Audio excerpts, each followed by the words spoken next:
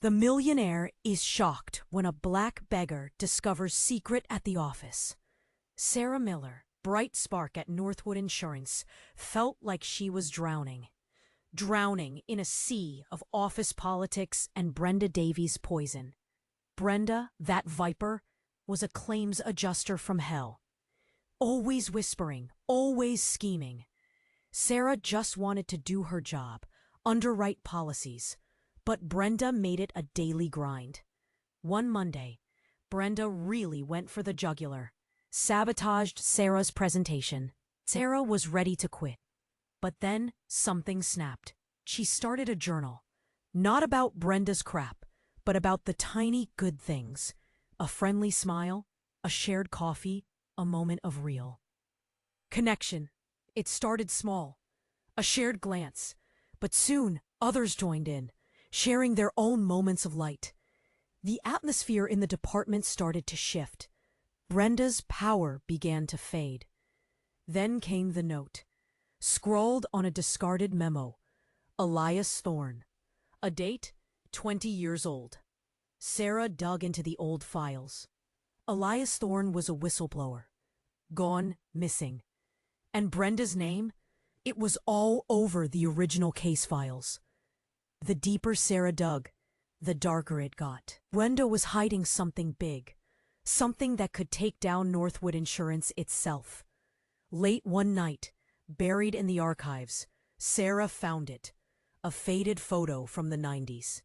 A young, smirking Brenda, and next to her, a black beggar, the same guy who stood outside Northwood every day, asking for change, the same guy everybody ignored. What was the connection? What did he know? This couldn't be just a coincidence. It was too twisted. Sarah knew she'd stumbled onto something huge, something that could shatter everything. Her phone buzzed. A text from a blocked number. Simple and scary. Leave it alone, Sarah. You don't want to know. Antes de continuarmos com essa história incrível, preciso te fazer um alerta importante. Muitos inscritos têm relatado que o YouTube removeu suas inscrições sem aviso. Dá só uma conferida rápida no botão vermelho aí embaixo para garantir que você ainda está inscrito no canal. Não quero que você perca nenhum conteúdo exclusivo que vem por aí. E já que você está aí, deixa aquele like poderoso que me ajuda muito com o algoritmo. Ah, e me conta nos comentários de qual cidade você está assistindo. Adoro conhecer cada pessoa incrível que faz parte dessa comunidade. Sua participação faz toda a diferença. Vamos interagir. Leave it alone, Sarah. You don't want to know. My heart hammered. Who sent that? How did they know what I was doing? I looked around the deserted archives, every shadow seeming to deepen. I had to talk to this guy, the beggar. He was the key. I felt it. And next morning, I waited for him outside Northwood. He was there. Same spot, same worn-out clothes, same outstretched hand. "Excuse me," I said, my voice shaking. "Sir, can I talk to you for a minute?" He looked up, his eyes tired but sharp. "Got nothing to say to you, missy." "It's about Brenda Davies," I blurted out. "And Elias Thorne. The name mean anything to you?" His eyes flickered. He knew. "Leave it be," he rasped, voice rough as sandpaper. "Some things are best left buried." "But why? What happened?" I pleaded. I had to. "No," he sighed, a deep, rattling sound. "Come with me," he said, turning and shuffling down the street. We ended up in a small, dingy diner a few blocks away. He ordered a coffee, black, and stared at me over the rim. "My name's James," he said finally. "James Thorne. Elias was my brother." My breath hitched. Elias Thorne was his brother? The whistleblower? Gone missing? It was almost too much. "Brenda," he continued, his voice low and dangerous. "She was the one who set him up. He was going to expose some dodgy deals, insurance fraud on a massive scale. She silenced him." "But how? What did she do?" I whispered, fear gripping me. He leaned closer, his eyes burning with a cold fire. "She killed him, Sarah. She killed my brother." A wave of nausea washed over me. Brenda, that vile woman, A murderer? I couldn't process it. Then, James said something that froze me to the bone. She didn't act alone. There was someone else involved. Someone high up at Northwood. Someone with power. He paused, his gaze intense. Someone like your father. The world tilted. My father? He'd worked at Northwood his whole life. A pillar of the community. There was no way.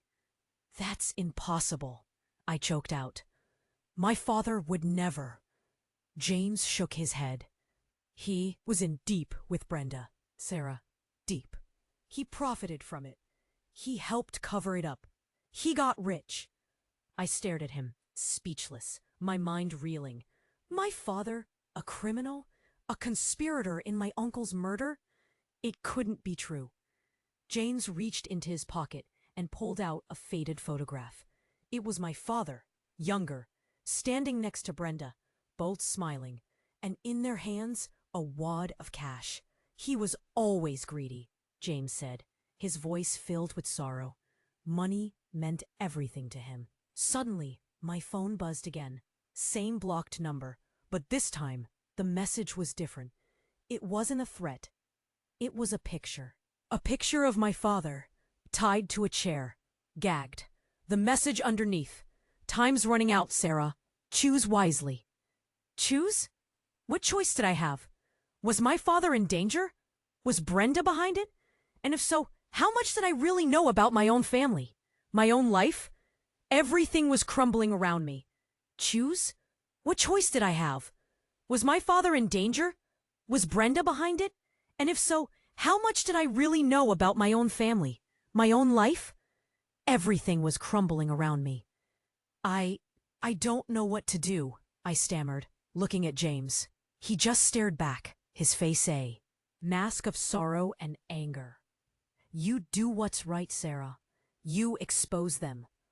But how? I pulled out my phone, my hand shaking so badly they almost dropped it. I had to call someone. The police? But could I trust them? What if Brenda had people everywhere? Suddenly, a car screeched to a halt right in front of the diner. Blacked out windows.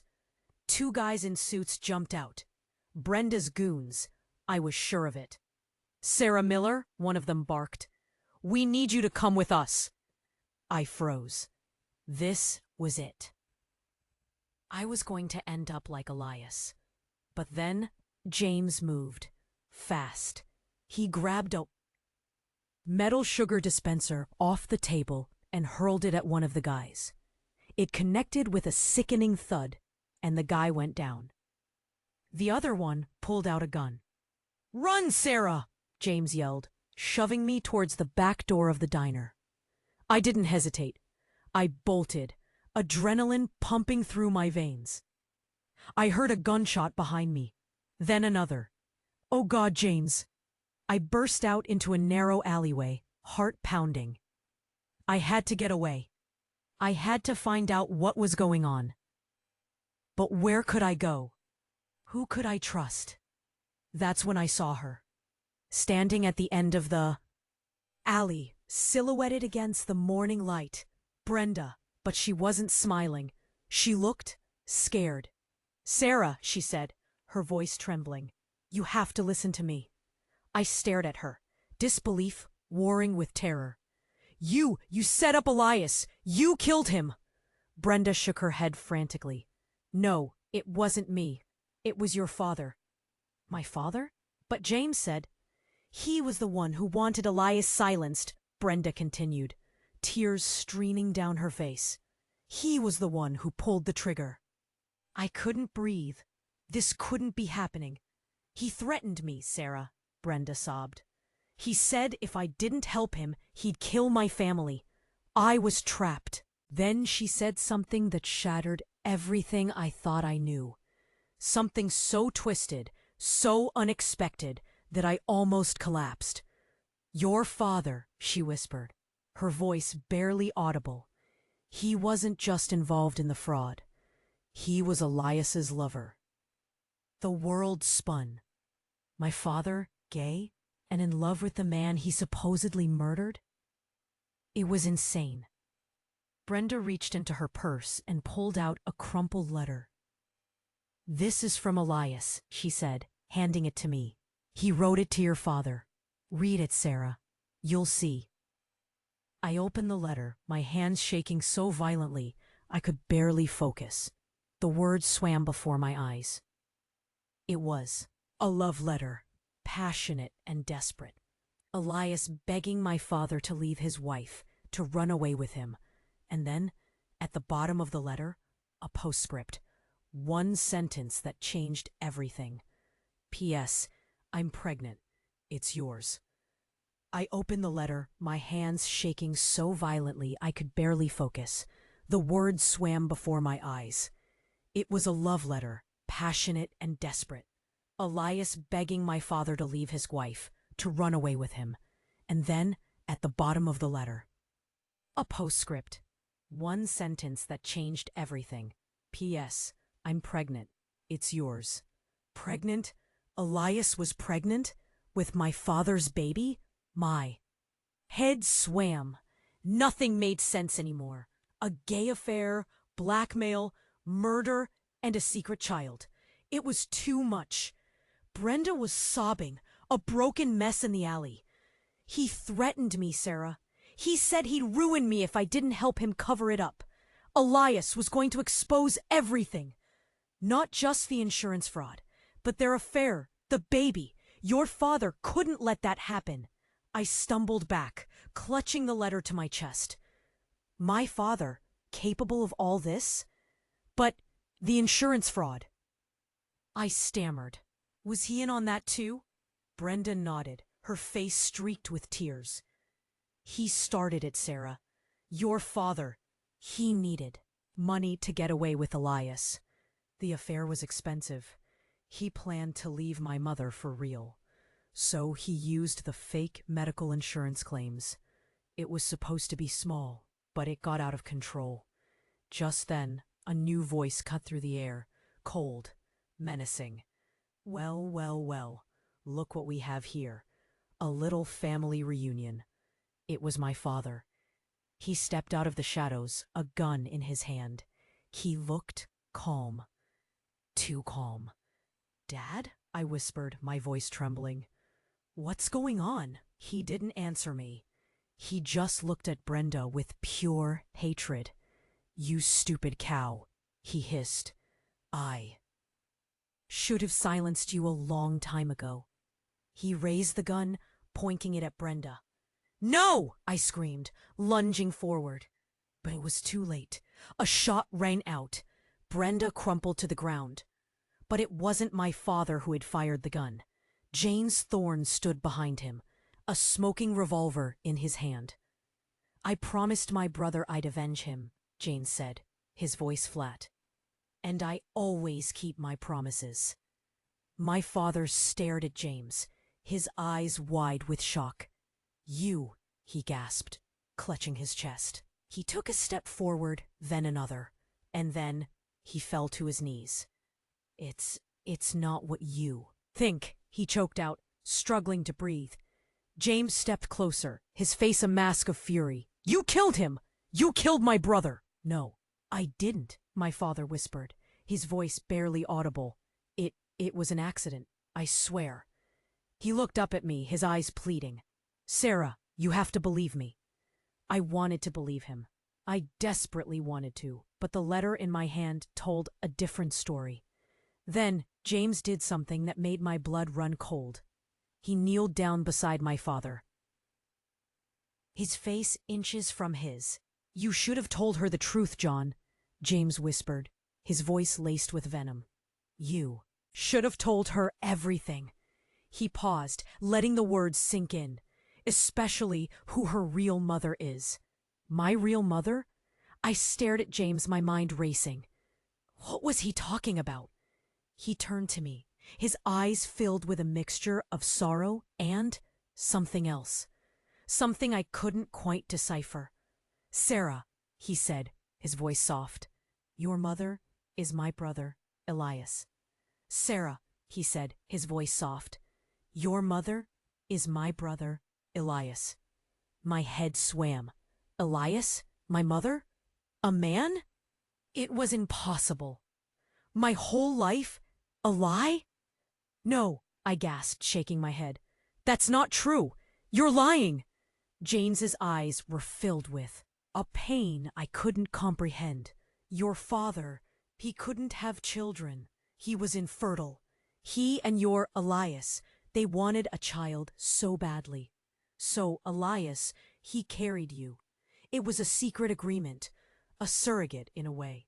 But legal papers, well, they made your father the mother. The world started to spin. My father was a fraud, a liar, a murderer. And my mother was a man who gave his life for me. My birth was the start of all this. All the lies, the fraud, the murder. I was the epicenter. My legs gave way, and I collapsed onto the wet asphalt. James rushed to my side, trying to help me up. I pushed him away. "Don't touch me," I screamed. "Get away from me. You're all crazy." My father was still on the ground, gasping for air. He looked at me, his eyes pleading. "Sarah," he whispered, "please believe me. I did what I had to do. I did it for you." "For me?" I spat. "You ruined my life. You killed my mother, Elias. And for what? For money? For a lie?" Suddenly, a siren wailed in the distance. The police were coming. But it didn't matter. Nothing mattered anymore. My whole world had been shattered. James looked at me, his face etched with sorrow. "I'm sorry, Sarah," he said. "I didn't want you to find out like this, but you deserve to know the truth." Then out of nowhere, something unbelievable happened. A figure emerged from the shadows at the end of the alley. Tall, imposing, with a familiar glint in his eye. "Well, well, well," the figure said, his voice dripping with sarcasm. "Looks like the cat's finally out of the bag." I stared in disbelief. It couldn't be, but it was. Standing before me, alive and well, was Elias Thorne, but he was different, colder, harder, and he was holding a gun.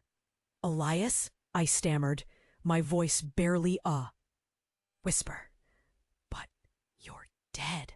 I saw the files." He chuckled, a chilling sound that sent shivers down my spine.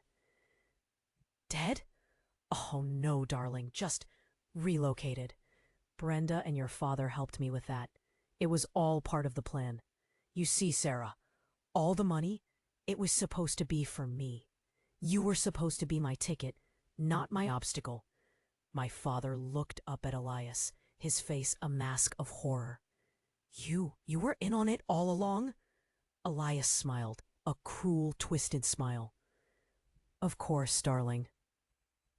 "Who do you think was pulling the strings? You were just a pawn, John. A useful idiot."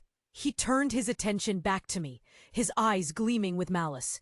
"And now, Sarah, it's time for you to disappear too. You know too much." He raised the gun, pointing it directly at me. But before he could pull the trigger, a deafening roar filled the air. The building next to us exploded, sending debris flying in all directions. The alleyway was plunged into darkness, filled with smoke and fire.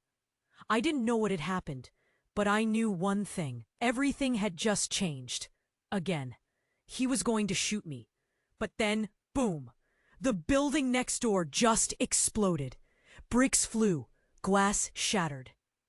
The alley went dark, smoke choking me. What the hell was happening? I couldn't see anything. Coughing, I stumbled back, tripping over something. It was Brenda, still. Elias, he was gone, vanished in the smoke and chaos. My father, he wasn't moving. James, he was on his knees, staring at the wreckage, face white as a sheet. Suddenly the world was spinning again. This was insane, beyond insane. A building exploded? Elias alive? My father maybe dying? And James? Who was James? I had to get out of there. Sirens wailed closer. Cops. I had to run. But where? Then, through the smoke, I saw it. A small, almost hidden door in the alley wall. It looked like a service entrance to whatever building had just gone up in flames. I didn't think. I just ran for it, wrenching the door open and stumbling inside. It was dark, musty. I found myself in a narrow, brick-lined corridor. The air was thick with dust and the smell of burnt wiring. I kept moving, deeper into the building, hoping to find another way out. The corridor twisted and turned, leading me down, down, down. It felt like I was going underground. Finally, I reached a heavy steel door. It was slightly ajar, a sliver of light spilling out. I hesitated. What was on the other side? More explosions? More lies? I pushed the door open, and I froze. It wasn't a room. It was a command center. A vast space filled with computers, monitors, people in headsets. It looked like something out of a movie. And in the center of it all, sitting at a large console, was me. But not me. This me was older, harder. Her eyes were cold, calculating, and she was giving orders. "Target acquired," she said into her headset. "Initiate sequence alpha." She looked up, and her eyes met mine. She didn't seem surprised. "Took you long enough," she said, a cruel smile playing on her lips. "Welcome to the real world, Sarah. Or should I say, welcome home." I couldn't speak, couldn't breathe. What was going on? Who was this woman? "You're confused, I know," she said, standing up and walking towards me. "But it's all going to make sense. You see, Sarah, you're not Sarah Miller. You're Project Phoenix. And I'm you, from the future." "Future? What the? We've been waiting for you," she continued, her voice soft, almost hypnotic. "Waiting for you to remember. Waiting for you to become who you were always meant to be." She reached out and touched my face. Her touch was cold, electric. "It's time, Sarah," she whispered. "Time to take control." Suddenly, images flooded my mind. Flashes of memories, training exercises, weapons, code names, a mission, a purpose. I wasn't Sarah Miller. I was something else, something dangerous. And then I saw it. A face, a familiar face. James. But he wasn't James. He was my handler, my protector, my lover. The images swirled faster, more intense. I saw myself working with James, fighting, killing. We were a team. A force to be reckoned with. But then something went wrong. A betrayal. A double cross. I was betrayed by my own father. That's why I was erased. My memories wiped. My identity changed. I was sent back in time to protect myself. And now I was awake. "It's all coming back, isn't it?" Future me said, her smile widening. "Good. We have a lot of work to do." She turned and gestured to the command center. "This is our operation, Sarah. Our mission, to stop them. To stop the people who betrayed us." She looked back at me, her eyes burning with intensity. "And the first person on our list is Elias Dorn." My head was spinning. Everything I thought I knew was a lie. My family, my life, my identity, all fake. I was a weapon, a pawn in a much bigger game. But now I was ready to play.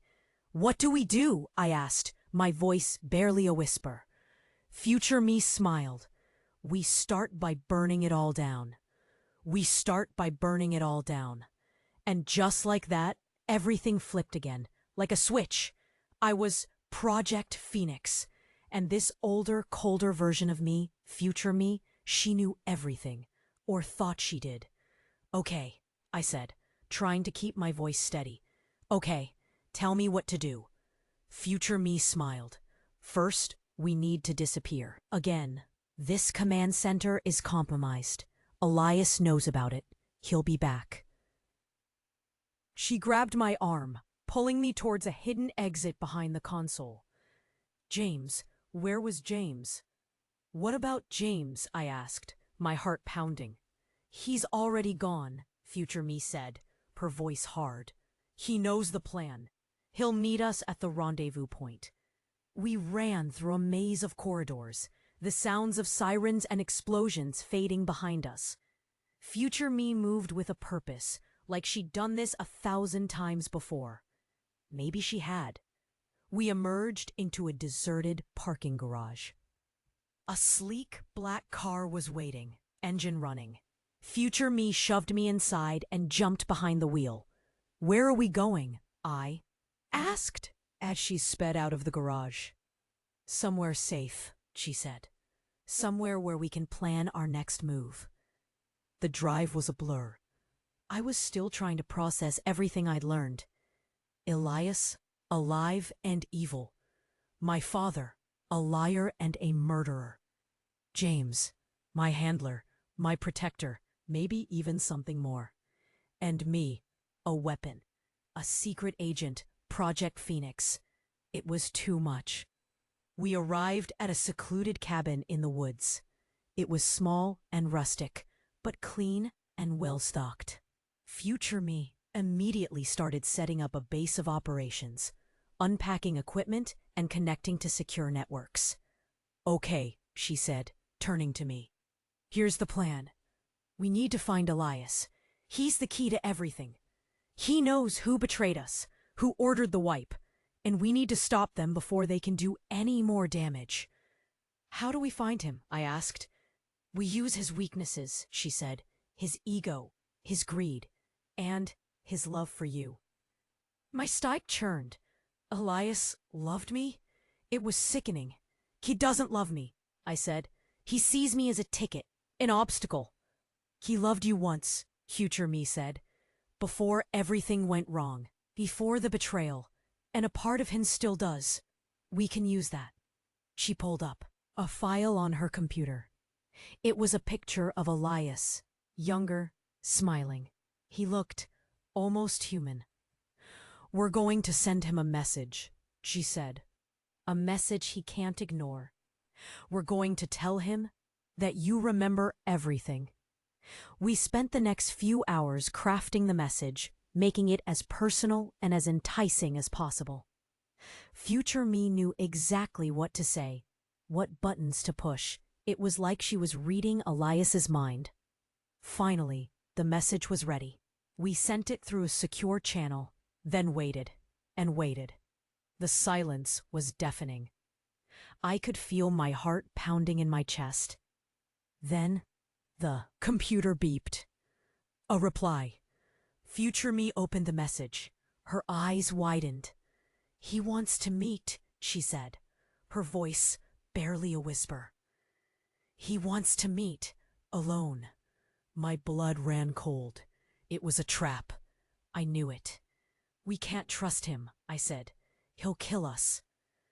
"We have to," Future me said. "It's our only chance to get the truth." She looked at me, her eyes filled with a mixture of determination and fear. "I'm going to go," she said, "alone." "No," I said, "it's too dangerous." "I have to do this," she said. "For us, for everyone who's been hurt." She stood up and walked towards the door. "Wait," I said. "What about James? Shouldn't he be there?" Future me stopped. She turned and looked at me, her eyes filled with a sadness I couldn't understand. "James can't be trusted," she said, her voice barely audible. "He's not who you think he is." She opened the door and stepped out into the night. And then, just as suddenly as she had appeared, she was gone, leaving me alone in the dark, with a secret that could destroy everything. James couldn't be trusted? But he'd saved me. He protected me. Unless he was playing me all along. A new wave of images flooded my mind. James whispering to my father. James meeting with Brenda. James holding a gun, pointing it at me. No, it couldn't be. But what if it was? What if James was the one who had betrayed me? What if he was the one who had ordered the wipe? What if James was Elias's son? The realization hit me like a punch to the gut. It all made sense now. The connection between them. The way James always seemed to be one step ahead. The way he knew so much about my past. He wasn't my protector. He was my enemy. And future me, she knew. That's why she left. That's why she told me not to trust him. But where was she going? And what was she planning? I had to find her. I had to stop her. But how? Then I saw it. A small, almost hidden tracker on the computer screen. Future me had activated it before she left. I could follow her. I grabbed my coat, my heart pounding in my chest. I had to go, now. But as I reached for the door, a voice stopped me in my tracks. Going somewhere, Sarah? I turned around, my blood running cold. Standing in the doorway, smiling, was James. Going somewhere, Sarah? I turned around, my blood running cold. Standing in the doorway, smiling, was James. His eyes, they weren't warm anymore. They were hard, calculating. Like future me's. A jolt went through me. All those feelings, the trust, the whatever that was, gone. Just like that. James, I managed, my voice barely a whisper. What's going on? He stepped closer, the smile never wavering. It was a creepy smile, like a shark right before it bites. I was just coming to check on you, he said. Make sure you were okay. Don't lie to me, I said, finding a sliver of strength. Future me said I can't trust you. His smile faltered for a split second. Then it was back, even wider. Future me, he chuckled. She always did have a flair for the dramatic. He reached out a hand, like he was going to touch me. I flinched back. Stay away from me, I said. Come on, Sarah, he said, his voice turning smooth, almost hypnotic. Don't you trust me? After everything we've been through? Everything you've put me through, I corrected. You were working with Elias, weren't you? You're his son? He didn't answer. Just kept smiling, inching closer. Tell me, I demanded. He sighed, the smile finally fading completely. All right, he said. Fine. You want the truth? Here it is. He paused, his eyes locking onto mine. Elias isn't my father, he said. He's my brother. My head swam. Brother? What? I gasped. Elias is my brother, he repeated. And future me, she's our mother. The world tilted. Nothing made sense. It was like one of those bad dreams where everything's twisted and wrong. That's impossible, I choked out. Future me is me, from the future. That's what she wants you to think, James said, shaking his head. But it's a lie, a carefully constructed lie, designed to manipulate you. He stepped closer, his voice dropping to a whisper. The truth, Sarah, is that future me. She's not you. She's your daughter. From a timeline where Elias won. A daughter? From a timeline where Elias won? What did that even mean? Elias and I, James continued, we're trying to fix everything. She's gone rogue. She needs to be stopped. Before she dooms us all. He reached into his pocket, pulling out a photograph. It was a picture of future me, but younger, softer, standing next to Elias. They were holding hands, smiling. She was in love with him, James said, obsessed. But he betrayed her. He used her. That's why she wants revenge. But she's blinded by her hatred. She's going to destroy everything. I stared at the photo, my mind reeling. Could it be true? Could everything I thought I knew be wrong? Again? Suddenly the cabin door burst open. Standing in the doorway, gun drawn, was future me. "Don't listen to him, Sarah," she yelled. "He's lying. He's always been lying." She pointed the gun at James. "I'm sorry, James," she said, her voice trembling. "But I have to do this. For the future." James didn't move. He just looked at me, his eyes pleading. "Sarah," he said, "please, you have to believe me. She's the one who's dangerous, not me." Future me squeezed the trigger, but before the bullet could hit James, I jumped in front of him. The bullet slammed into my chest. Pain, fire, darkness. I crumpled to the floor, gasping for air. Future me screamed.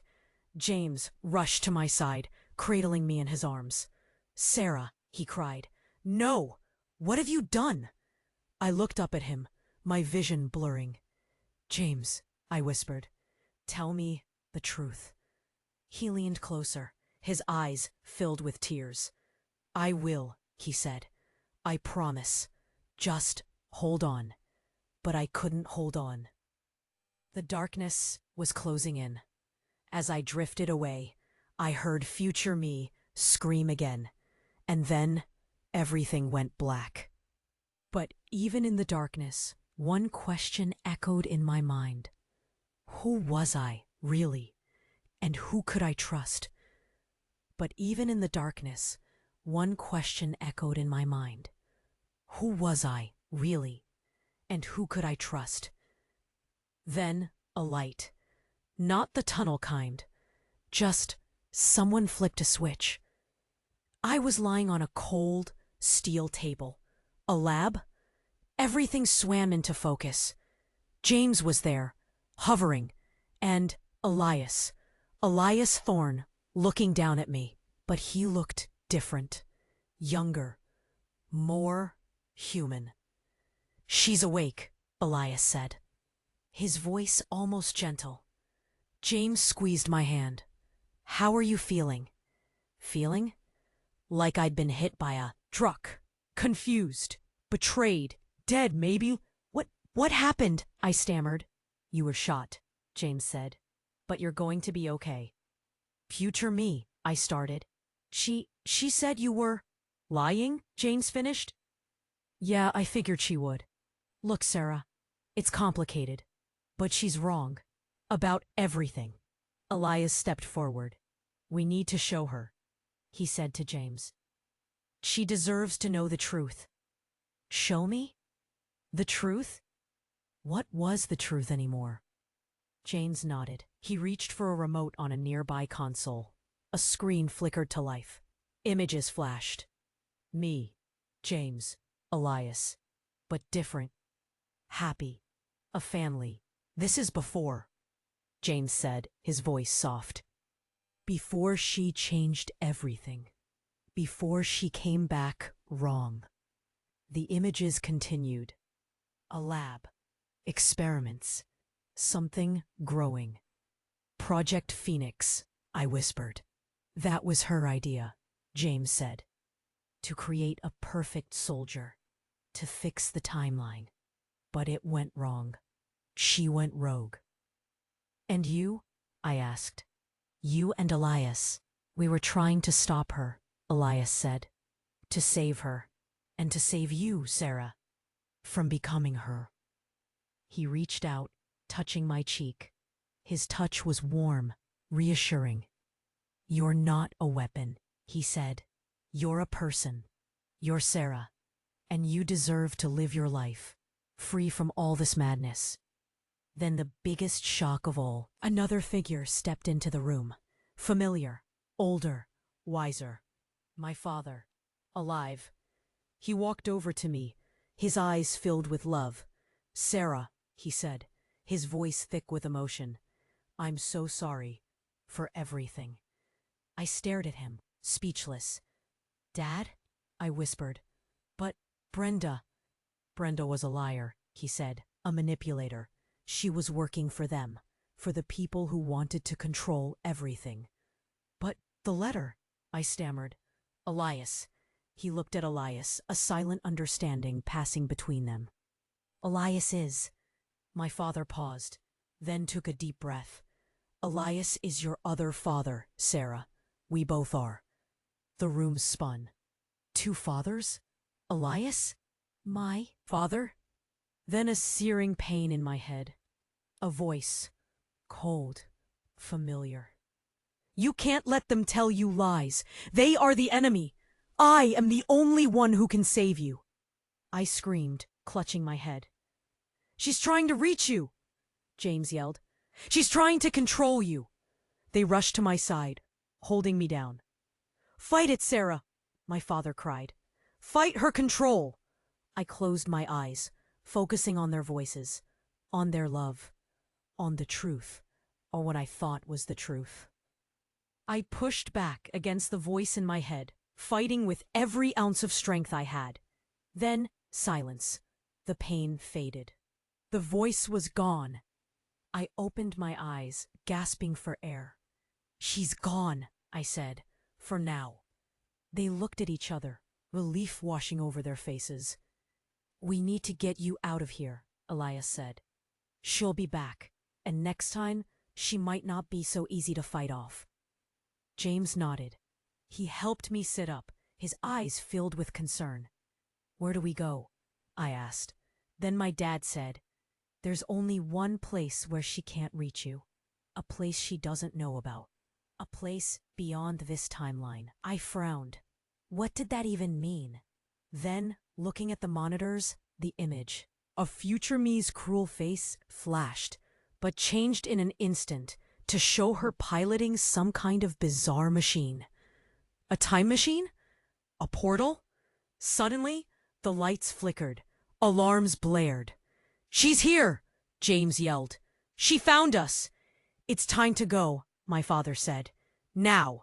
He grabbed my hand, pulling me towards a hidden door at the back of the lab. Where are we going? I asked, my voice trembling. He just looked at me, his eyes filled with a mixture of fear and determination. We're going home, Sarah, he said, to where it all began. And with that, he led me through the door into the unknown. Leaving James and Elias to defend themselves, to defend me.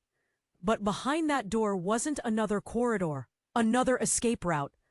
It was nothing less than the gaping maw of another version of me. A hulking, grotesque, biological machine? Womb? Weapon? As it opened, its interior glowed with an unearthly light, and my dad shoved me inside. I love you, kiddo, were the last words I heard him say. And the last face I saw wasn't James's, or Elias's, or even my father's. It was future me's, and this time she wasn't angry. She was smiling. The world dissolved. Light, then nothing. I was somewhere else. Not dead. Not exactly alive. Floating. Weightless. And then a voice. Her voice. Future me. Welcome, Sarah. I've been waiting. Her face materialized before me, but it wasn't the cold, hard face I'd seen in the lab. It was sad.